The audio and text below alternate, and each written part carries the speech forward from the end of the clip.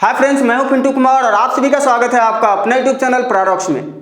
जैसे कि आपको पता होगा कि प्रारॉक्स जो है आपके एग्जाम के लिए हर वह चीज़ अवेलेबल कराती है जो काफ़ी अनिवार्य है, बहुत ही आवश्यक है।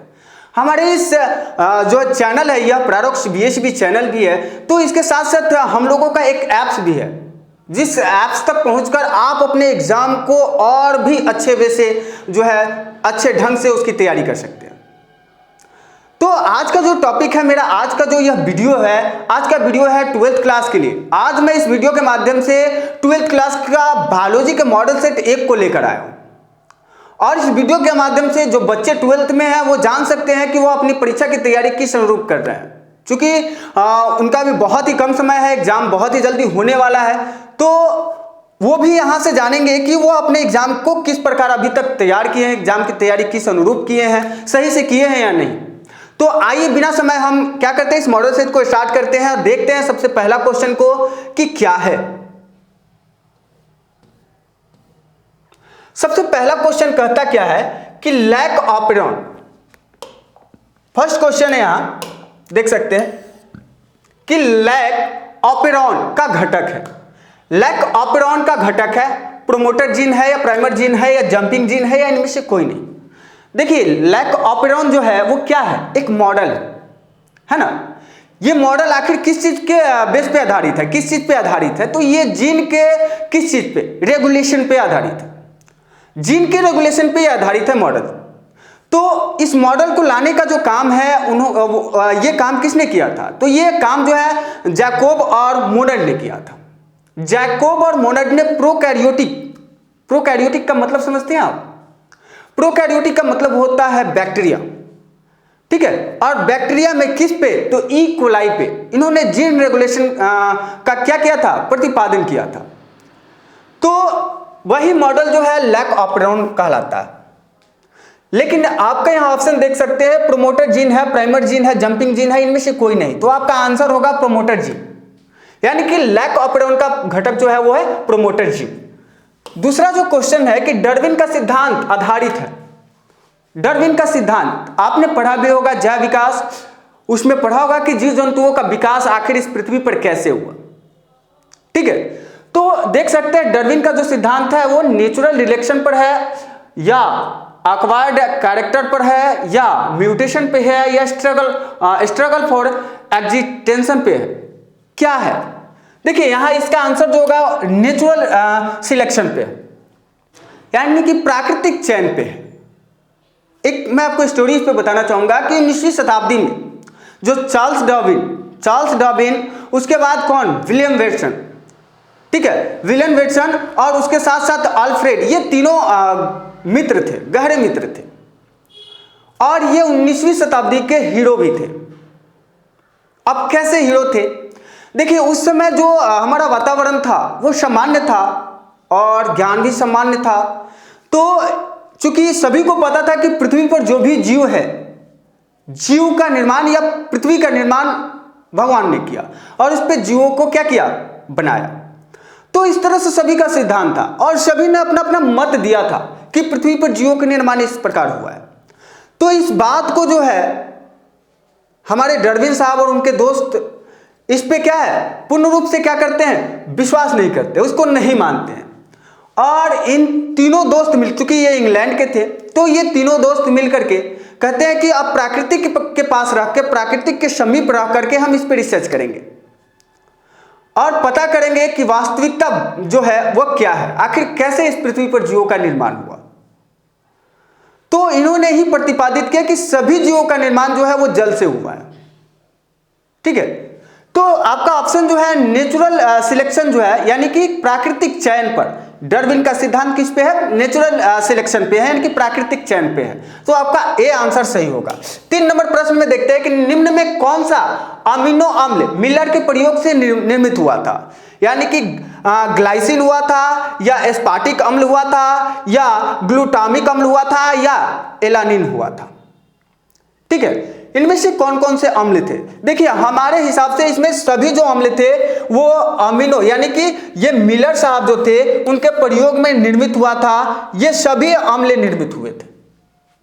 ग्लाइसिन भी, एस्पार्टिक अम्ल भी, या तीसरा जो है ग्लूटामिक अम्ल भी और एलानिन, ये सभी अम्ल जो है उसमें निर्मित हुए थे। तो यहां जो है ऑप्शन आपको देखिएगा वहां डी दिया हुआ है एलानिन, लेकिन मेरे हिसाब से ये सभी अम्ल उसमें बने हुए थे और इसमें ऑप्शन होना चाहिए कि लास्ट में कि इनमें से सभी। ठीक है, तो इस तरह से इसमें से अगर सभी में इनमें से कोई भी एक रहता तो आप आसानी से उसका सटीक आंसर मार सकते थे। तो इस बात को ध्यान रखिएगा। अगले प्रश्न की ओर चलते हैं। अगला प्रश्न देखते हैं, कहता क्या है कि प्रथम मनुष्य जैसा मानव था। प्रथम मनुष्य जैसा मानव था, देखिए इसमें ऑप्शन दिया हुआ होमो इरेक्टस या ऑस्ट्रेलोपिथिक्स, होमो हैबिलिस या रामापिथिक्स। देखिए यहां जो ऑप्शन है आपका सी होमो हैबिलिस, यह आपका आंसर सही होगा। होमो हैबिलिस आखिर कैसे होगा सही? ठीक है, कह रहा है कि होमो हैबिलिस जो है वह प्रारंभिक मनुष्यों की क्या है प्रजाति है। ठीक है, ये लगभग 2.1 और 1.5 के बीच में रहने वाले क्या है प्रजाति है। तो इस तरह से जो है होमो हैबिलिस ये जो है मनुष्य जैसा मानव है, तो आपका आंसर सी होगा। ठीक है, अगले प्रश्न की ओर चलते हैं। 5 नंबर प्रश्न को देखते हैं कि डार्विन ने किस जहाज पर भ्रमण किया था। देखिए यहां ऑप्शन देख सकते हैं, HMS ईगल दिया हुआ है, HMS बीगल दिया हुआ है, टाइटेनिक दिया हुआ है और डी मैट्रिका दिया हुआ है। आपका ऑप्शन जो होगा वो होगा HMS बीगल। जैसे कि आपको पता होगा कि जो हमारे डार्विन साहब हैं, चार्ल्स डार्विन जब कॉलेज में थे, क्राइस्ट कॉलेज में थे, तो उस समय वहां के जो प्रोफेसर थे उनसे उनकी अच्छी खासी दोस्ती हो गई थी। ठीक है, जॉन स्टीवन नाम था उनका, तो उनसे अच्छी खासी दोस्ती हो गई थी। जब प्रोफेसर ने चार्ल्स डार्विन को कहा कि HMS बीगल जहाज जो है वह कहां जा रही है, तो वह जा रहा है वनस्पति शोध पे।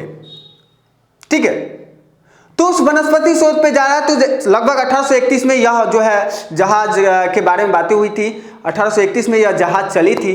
तो ये जो है किस प्रकार से आखिर जब इनको पता चला कि HMS बीगल जो जहाज जो है वह वनस्पति शोध पे जा रहा है, तो ये भी उस जहाज में सवार हो गए। ठीक है, तो इस तरह से जो है क्या है आपका 5 का जो आंसर है, डार्विन ने किस जहाज पर भ्रमण किया, तो HMS बीगल जहाज पे डार्विन ने भ्रमण किया। अगले प्रश्न की ओर चलते हैं। छठे प्रश्न को देखते हैं। छठे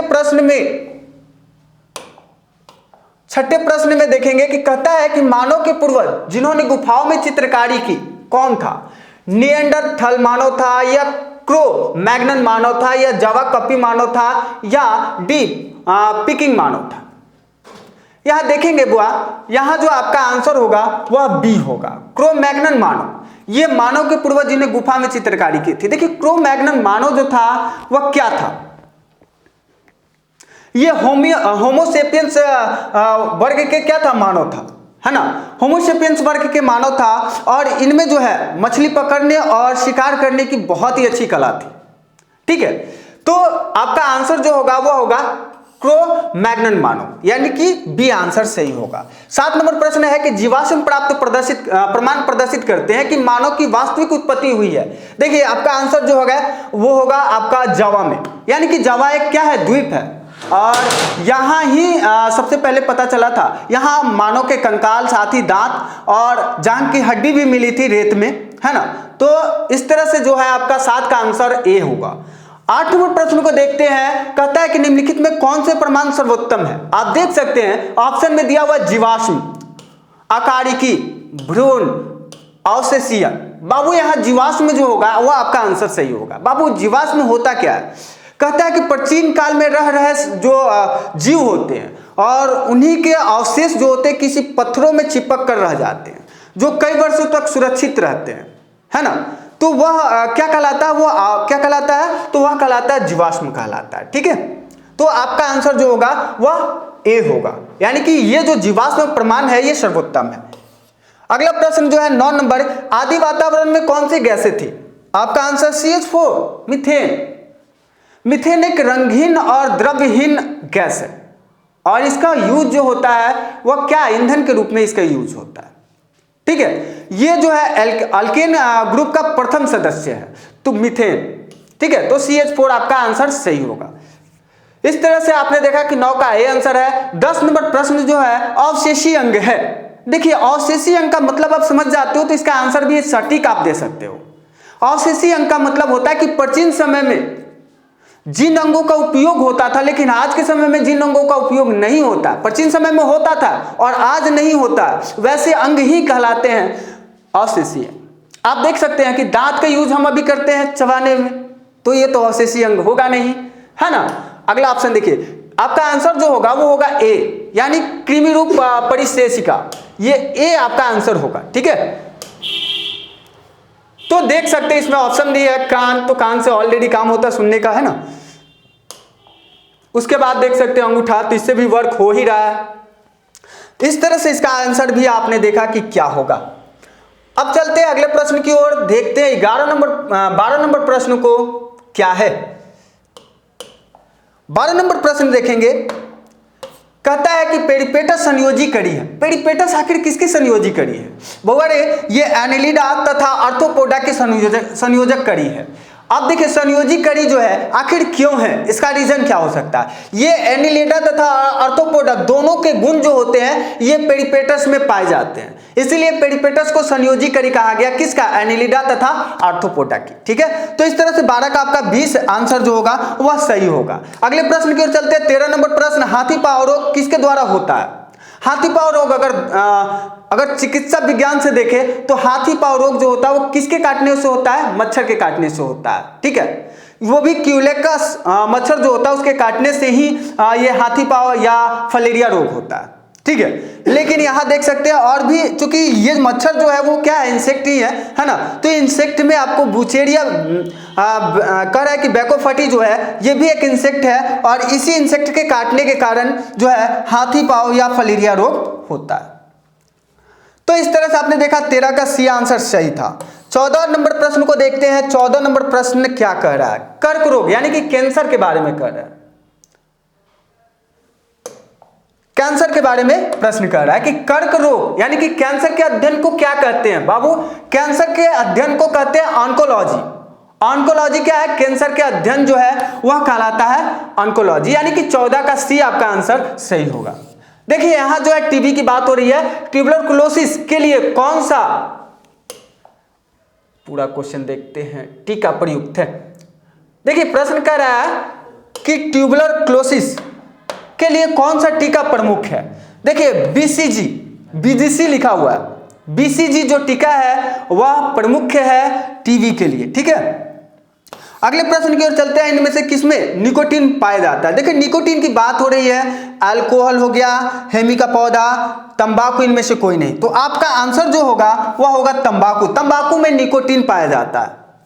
17 नंबर प्रश्न को देखते हैं। कहता है कि प्रोटीन अल्फा माइनस अल्फा 1 कह रहा है कि एंटीट्रिप्सिन का प्रयोग निम्न में से किसके उपचार में किया जाता है ना।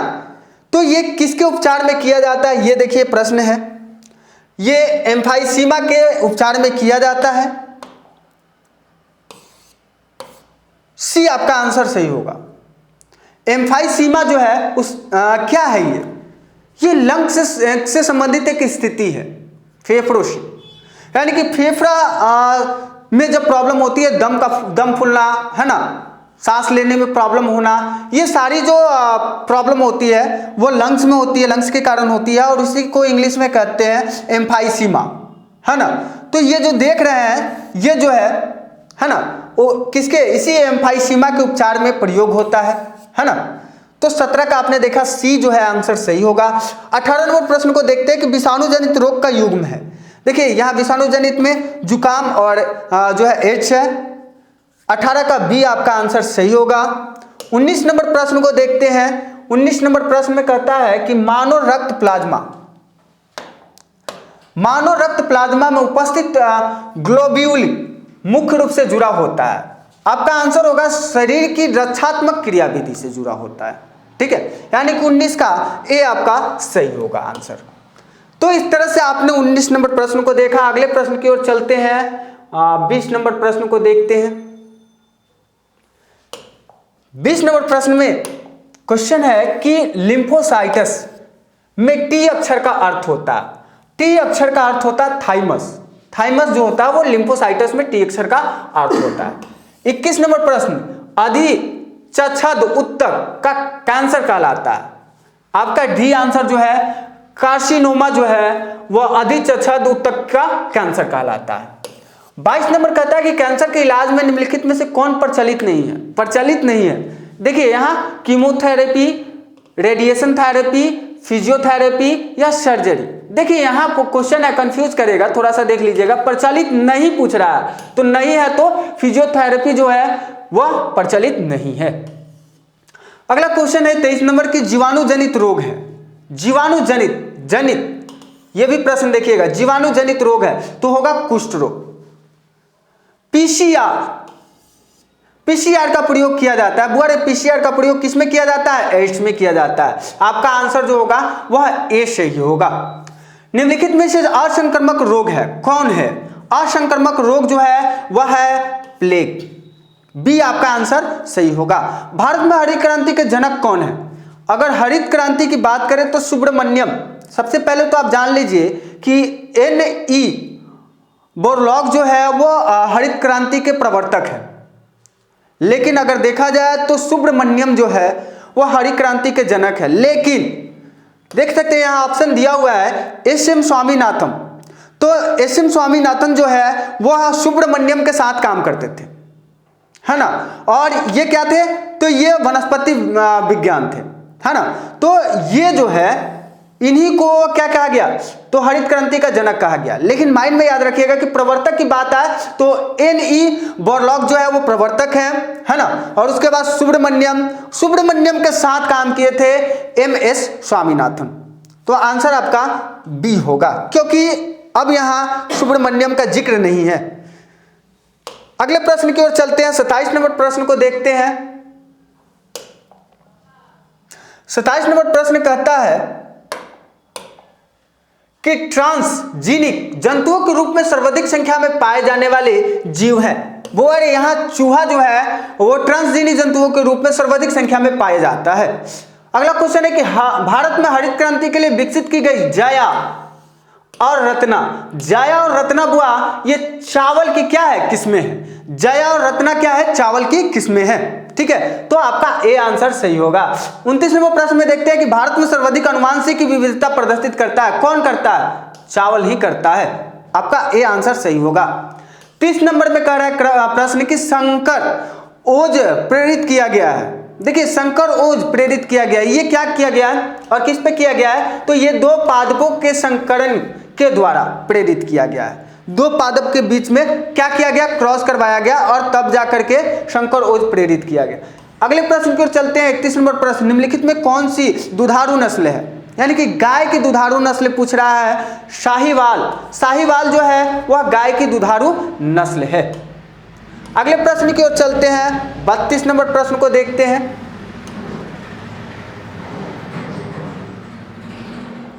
32 नंबर प्रश्न कहता है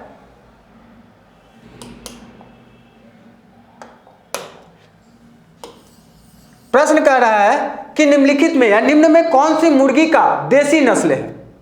मुर्गी का देसी नस्ल है, देसी नस्ल नहीं है, ये सभी देसी नस्ल है। लेकिन रॉक जो है नाम से भी आपको पता चल रहा होगा, ये एक मुर्गी का देसी नस्ल नहीं है। अगले प्रश्न की ओर चलते हैं। देखते हैं 33 नंबर प्रश्न को कि मुर्गी में विषाणु जनित रोग है। बहुआ रे इसको सिंपली याद कर सकता है, रानीखेत जो है वो मुर्गी में होने वाला विषाणु जनित रोग है। तो यानी कि बी आपका आंसर सही होगा। अगले प्रश्न को देखते हैं 34 नंबर प्रश्न में कि निम्नलिखित में मधुमक्खी की विदेशी प्रजाति कौन सी है? किसकी? मधुमक्खी की। ठीक है, तो इसका आंसर क्या होना चाहिए? आपका आंसर होगा इसका एपिस मेलिफेरा। एपिस मेलिफेरा जो है वह मधुमक्खी की क्या है? विदेशी प्रजाति है। तो इस तरह से ए आपका आंसर सही हुआ। अगला जो प्रश्न है 35 नंबर कि निम्न में गेहूं की प्रजाति है। कल्याण सोना जो है वह गेहूं की प्रजाति है, क्योंकि आपने देखा ऊपर भी कि जया जो है वो धान की प्रजाति है, कल्याण सोना जो है वह गेहूं की प्रजाति है। अगले 36 नंबर प्रश्न को देखेंगे। कहता क्या है कि स्तन ग्रंथि में निम्नांकित किस ग्रंथि का रूपांतरण होता है? देखो यहाँ श्वेत यहाँ लिखा है स्वेद लिखा हुआ है, स्वेद होता है। स्वेद ग्रंथि जो है वह क्या है कि स्तन, स्वेद ग्रंथि से ही स्त्रियों के स्तन से दूध स्रावित होता है जो नवजात शिशुओं को पोषण प्रदान करता है। तो स्वेद ग्रंथि जो है स्तन ग्रंथि की क्या है, स्तन ग्रंथि का ही रूपांतरण है। अगले प्रश्न की ओर चलते हैं, 37 नंबर प्रश्न को देखते हैं। 37 नंबर प्रश्न क्या कह रहा है, कहता है कि हिमोकोरियल आपरण निम्नांकित, कह रहा है कि निम्नलिखित में किस में पाया जाता है, या निम्नांकित में किस में पाया जाता है, शशक में पाया जाता है, यानी कि 37 का सी आपका आंसर होगा। 38 नंबर प्रश्न को देखते हैं कि भ्रूण में आनुवांशिक विकार के अध्ययन के लिए निम्नलिखित या निम्नांकित कौन सा परीक्षण इस्तेमाल होता है। इसमें से कौन सा परीक्षण जो है वह क्या होता है, यूज होता है। तो इसका जो आंसर होना चाहिए, देखिए दिया हुआ ऑप्शन में एंजियोग्राम, लैप्रोस्कोपी, क्लोटिंग परीक्षण या एस्निवोसेंटेसिस। तो आपका आंसर क्या होगा, सी होगा। सी जो है आपका आंसर होगा। अगले प्रश्न की ओर चलते हैं, 39 नंबर प्रश्न को, कि अमरबेल है। अमरबेल क्या है, तो देखिए यहां दिया हुआ है पूर्ण तनाव परजीवी जो है, यह आपका सी जो है आंसर होगा। पूर्ण तनाव परजीवी जो है अमरबेल है, यानी कि केवल तना ही होता है और ये परपोषीय पौधा होते हैं, अपवाद होते हैं पौधे के रूप में। अगला क्वेश्चन है कि जलीय पौधे का निम्नांकित में कौन उदाहरण है। देखिए कमल, हाइड्रिला, ट्रापा, डी नंबर जो है इनमें से सभी, यानी कि आप देख सकते हैं तीनों दिया हुआ है, यानी कि डी आंसर जो है आपका सही होगा। 40 का जो है डी आंसर होगा। अगले प्रश्न की ओर चलते हैं, देखते हैं 41 नंबर प्रश्न को।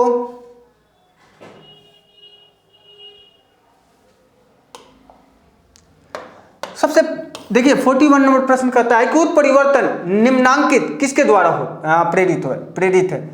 प्रेरित करवाया जाता है। तो देखिए ये जो है ये किसके कारण होता है, ये होता है एथिलीन के कारण, ठीक है। यानी कि उत्परिवर्तन जो होता है प्रेरित करवाया जाता है किसके कारण, एथिलीन के कारण। अगला प्रश्न जो है 42 नंबर, मानव में रुधिर वर्ग ABO के लिए कितने जीन्स जिम्मेवार हैं, 2। तो आपने देखा कि बी जो है 42 का बी आंसर आपका सही था। और इस तरह से जो है आपने पूरे क्वेश्चन को मैं आपके सामने डील किया। सॉरी, इसका जो है वो होगा 41 नंबर जो है बी आंसर होगा। तो इस तरह से आपने देखा कि 42 क्वेश्चन थे और 42 क्वेश्चन को मैंने आपके सामने रखा, और इससे आपको पता भी चल गया होगा कि आप अपने एग्जाम की तैयारी किस अनुरूप कर रहे हैं। तो ऐसे दूसरा मॉडल सेट लेकर के मैं आपके सामने उपस्थित होऊंगा। तब तक के लिए हमारे साथ ऐसे ही बने रहे। Best of luck, bye.